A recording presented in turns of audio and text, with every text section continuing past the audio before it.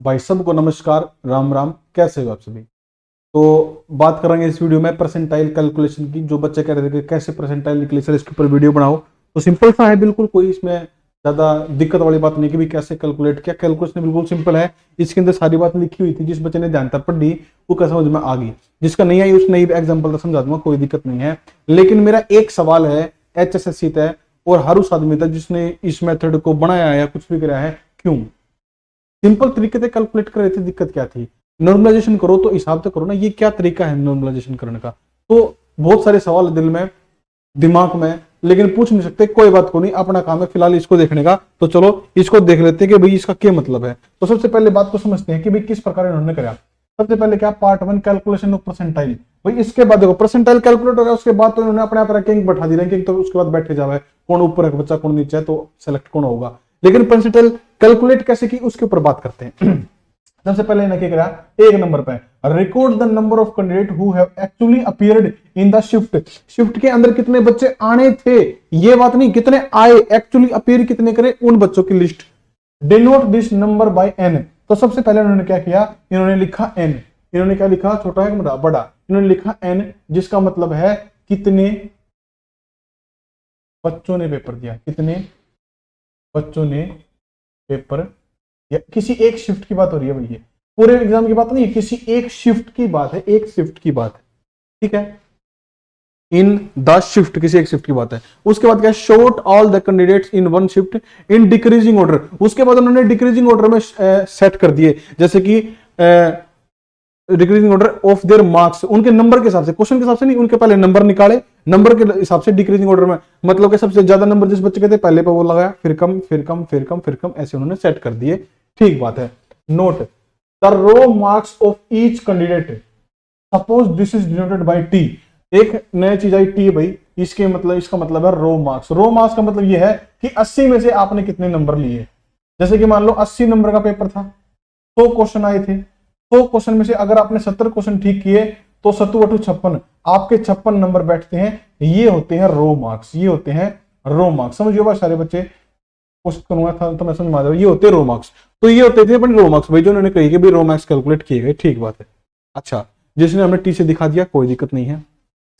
Count the number of candidate in that shift whose raw marks are less than और equal to T. अब देखो T क्या है, T है उस बच्चे का रो मार्क्स। आप इसने इन्होंने क्या किया कि कैलकुलेट करो number of candidate, number of candidate calculate करने कौन से, जिनके रो मार्क्स लेस देन और इक्वल टू टी, जिनके रो मार्क्स उस बच्चे से, जिनके रो मार्क्स उस बच्चे से या तो कम थे या उस बच्चे के जितने थे। बात समझ में आ रही है? अभी मैं आपको एग्जांपल समझाऊंगा।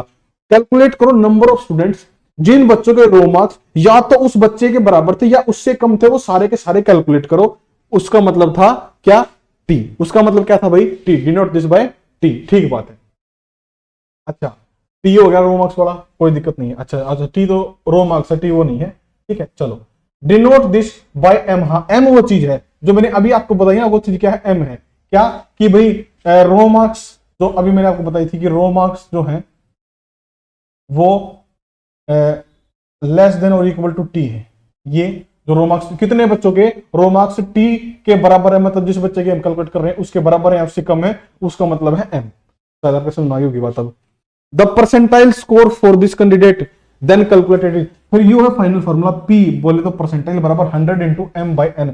अब एक छोटा सा एग्जांपल लेते हैं, समझिए सारे बच्चे इस बात में। एक छोटा सा सिंपल सा एग्जांपल लेते हैं। मान लो शिफ्ट में बैठे 5 बालक, 2 3 4, ठीक है, ये बैठा दिए हमने। पहले बच्चे के नंबर आए 60, तो अगले बच्चे के 50 40 30 20, ये बच्चों के नंबर है, ये बच्चों के रो मार्क्स हैं। ये है रो मार्क्स, मतलब कि टी की वैल्यू, ये किसकी वैल्यू है, ये टी की वैल्यू। अब कैसे कैलकुलेट किए देखना, सारे बच्चे कैसे कैलकुलेशन की वो देखियो। सबसे पहले इन्होंने क्या किया, सबसे पहले इस 60 को देखते हैं। पहले इन्होंने क्या किया, अब देखो परसेंटाइल का मेथड क्या है, 100 × m by n। 100 × m, m का मतलब क्या है, रो मार्क्स लेस देन और इक्वल टू टी। अब रो मार्क्स जो थे टी वो कितने थे, इसके 60 थे। अब कहने का मतलब ये है, आपको ऊपर क्या लिखना, m का मतलब है जो रो मार्क्स है वो टी के बराबर हो या कम हो, मतलब या तो 60 या 60 से कम हो। अब 60 या 60 से कम क्या है, 1 जना 2 जना 3 जना 4 जना 5 जना, तो कुल मिलाकर 5 जने थे ये। जिनके बराबर थे और उससे कम थे। एन की वैल्यू लिख दी, नीचे लिख दी एन की वैल्यू। एन कौन थे, कितने बच्चे पेपर में आए, तो कितने बच्चे पेपर में आए, 5 बच्चे पेपर में आए, तो 5 से 5 कट गया, इस बच्चे के 100% बनेंगे, इस बच्चे के 100% नंबर बने। 100% नंबर का मतलब ये नहीं है कि उसने 80 में 80 ले लिए ना, परसेंटाइल वो टॉप पर है इसलिए उसके 100% बैठे। शायद आप समझ पाएंगे मेरी बात को। अच्छा, अभी जो एक्स्ट्रा मार्क्स थे उनकी बात करेंगे कि वो कैसे बनाए। अच्छा, 50 नंबर है मान लो किसी के, 100 इंटू, अब चेक करो ऊपर क्या आएगा कि भाई इसके बराबर कितने बच्चे हैं और इससे कम कितने बच्चे हैं, तो 1 2 3 4, तो 4 बच्चे थे जो इसके बराबर और इससे कम थे, और बटे में टोटल बच्चे कितने थे, 5, कितने थे 5, तो 5 दूनी 10, 0 कितना है 80, तो इस बच्चे के 80% नंबर बैठे। इसको कैलकुलेट कर लो 40 गुणा में, सॉरी 100 इंटू में, अब ये बच्चा और इस बच्चे से कम 1 2 3, तो कुल मिलाकर 3 बच्चे थे और टोटल बच्चे कितने थे, 5 बच्चे थे, तो 5 दूनी 10, कितना 60%। इस प्रकार परसेंटाइल कैलकुलेट की हुई। तो 30 का मतलब क्या, 30 का मतलब क्या, 100 इंटू में 30 1 और 2, 2 बच्चे थे, एक यो एक इसके नीचे, और बटे में आ जाएगा 5, 5 दूनी 10, कितना जाएगा 40। तो हम केवल और केवल ये देखते हैं, इसको छोड़ देते हैं, मान लो इस कैलकुलेट कर लो चाहे कोई बात को नहीं। 100 इंटू, अब ये एक ला इसके नीचे कोई है नहीं, सब नीचे यो है, तो केवल और केवल एक कैलकुलेट होगा, और बटे में कितना आ जाएगा, बटे में टोटल बच्चे जितने भी हैं 5, मान लो 5 बच्चे हैं टोटल, तो 5 से 20 पे कट जाएगा, यो आ जाएगा यहाँ पर 20%। एक तो यह बात समझ आई होगी कि कैसे परसेंटाइल कैलकुलेट करें, सिंपल तरीका था परसेंटाइल कैलकुलेट करने का, लेकिन क्यों कि ऐसे फिर वही बात दिमाग में आती है। ठीक है, यह बात क्लियर होगी। अब दूसरी बात देखो भाई, दूसरी बात क्या है, यह भी इंपॉर्टेंट बात है। दूसरी बात, ये तो चलो पेपर में जितने बच्चे का नंबर आए वे हो गए, उसके बाद में जो बच्चे एक्स्ट्रा नंबर ले रहे थे, मान लो ये बच्चा था, इसके 5 नंबर एक्स्ट्रा है, मान लो ये बच्चा है इसके 5 नंबर एक्स्ट्रा है। अब आप यहां पर तो परसेंटेज निकाल रहे हो, तो आप परसेंटेज में एक्स्ट्रा नंबर नहीं जोड़ सकते, आप परसेंटेज निकाल रहे हो तो परसेंटेज के अंदर आप परसेंटेज ही जोड़ोगे। ठीक है, अगर आप थोड़े बहुत भी मैथ बैकग्राउंड से हो तो आप समझ पाओगे इस बात को कि परसेंटेज के अंदर परसेंटेज ही जुड़ सकता है। ठीक है ना, नंबर के अंदर नंबर जुड़ेंगे। तो जब आप यहां पर परसेंटाइल कैलकुलेट कर चुके हो तो इसको भी परसेंटाइल में बदलना बहुत ज्यादा जरूरी हो जाता है। आप डायरेक्टली 100% प्लस 5 105% नहीं कह सकते, क्योंकि ये परसेंट है और ये नंबर है।